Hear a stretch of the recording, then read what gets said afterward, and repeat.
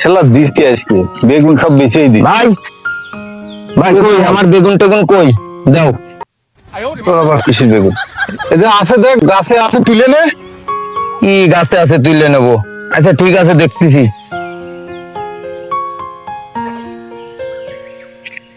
ও ভাই গাছে তো একটা বেগুনও নেই।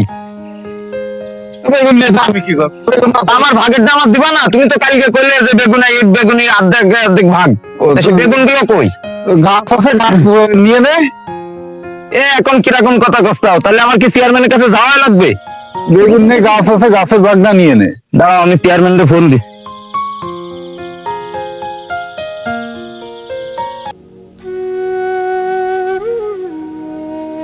হ্যালো চেয়ারম্যান সাহেব, আপনারা যে কালকে রাত্রি বিষয়টা জানালাম না, এখন তো ভাই গাছের ভাগ দেখতেছে, বেগুন টেগুন তো কিছুই নেই আমার এখানে। আপনি তো আসেন দিন মাঠের দিকে আসেন চেয়ারম্যান সাহেব। দাঁড়াও চেয়ারম্যান আসতেছে। চেয়ারম্যান সাহেব আছেন? হ্যাঁ আসছি। কি সমস্যা কি তোদের? হ্যাঁ কালকে রাত্রি আপনার বিষয়টা বলিলাম না, হ্যাঁ। এখন তো ভাই তো সে বেগুন সব বেঁচে ফেলাইছে।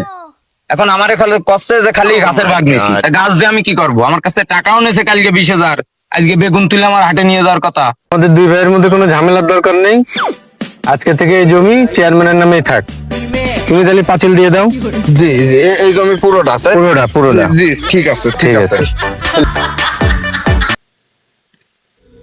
সব শেষ হয়ে গেল, সব শেষ হয়ে গেল রে। ভাই ওরে আল্লাহ রে। করছিলে কি সুন্দর ছিল, যাক এক মুঠোতে এক বেলার তরকার তো পাচ্ছিলাম আমি। তুই তো চেয়ারম্যান করতেলি, নে এবার জমির ভাগ নে। ভালো আছে না? ঠিকই আছে, ভাই, আমার ঠিক ভুলে আছে। গেছে ভাই। যা এবার ভাগ নে।